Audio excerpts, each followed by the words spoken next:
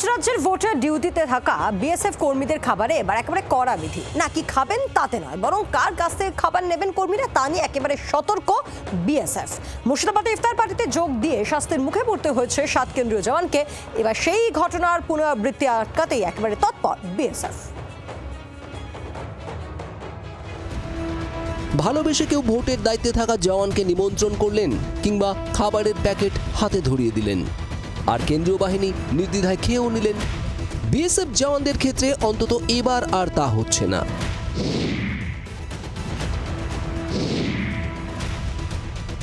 7 BSF জওয়ান মুর্শিদাবাদে এক তৃণমূল কর্মীর বাড়িতে ইফতারের পার্টিতে যোগ দেওয়ার অভিযোগ ওঠার পর তীব্র বিতর্ক শুরু হয়। নির্বাচন কমিশনে অভিযোগ দায়ের হয়। কমিশনের সুপারিশে অভ্যন্তরীণ তদন্ত করে বিএসএফ।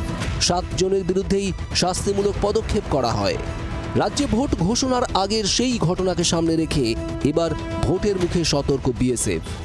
এ রাজ্যে নির্বাচনে এসে মুর্শিদাবাদে একটি ইফতার পার্টিতে যোগ দিয়ে শাস্তির মুখে পড়তে হয়েছে কেন্দ্রীয় বাহিনীর 7 জওয়ানকে। এই ঘটনার জেরে এবার নড়ে চড়ে বসেছে বিএসএফ। বিএসএফের সদর দপ্তর দিল্লি থেকে 5 রাজ্যে নির্বাচনের কাজে যাওয়া জওয়ানদের জন্য নির্দিষ্টভাবে বার্তা পাঠানো হয়েছে। পশ্চিমবঙ্গ সহ 5 রাজ্যে ভোটের ডিউটিতে থাকা বিএসএফ কর্মী কোথা থেকে খাবার নিতে এবং খেতে পারবেন আর কাদের থেকে খাবার নিতে পারবেন না সে বিষয়ে এবার নির্দেশিকা জারি করল বিএসএফ।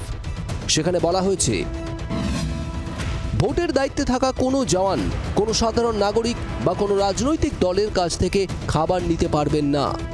ভোটের দায়িত্বে থাকাকালীন শুধুমাত্র বিএসএফ কিংবা নির্বাচন কমিশন অথবা জেলা প্রশাসনের দেওয়া খাবার নিতে এবং খেতে পারবেন বিএসএফ কর্মীরা। যে কোনো কেন্দ্রীয় বাহিনীর, শুধু বিএসএফ এর না, যে কোনো কেন্দ্রীয় বাহিনীর কাছে এই বার্তা দিয়েছে। এটা নির্বাচন কমিশনের বিষয়, এটা তো আমরা কিছু বলতে পারবো না। নির্বাচন কমিশন সুষ্ঠু ভোট করানোর জন্য যেটা ঠিক মনে করবে সেটাই করবে। নয়াদিল্লির বিএসএফ হেডকোয়ার্টার থেকে 5 রাজ্যের বিএসএফ এর নোডাল অফিসারদের কাছে এই বার্তা পৌঁছে দেওয়া হয়েছে। ভোটের সময় কর্মীদের খাওয়া দাওয়া নিয়ে কোনোভাবেই যাতে নতুন কোনো বিতর্ক না ছড়ায় সেই লক্ষ্যেই বিএসএফ এর এই পদক্ষেপ বলে মনে করছে বিভিন্ন মহল।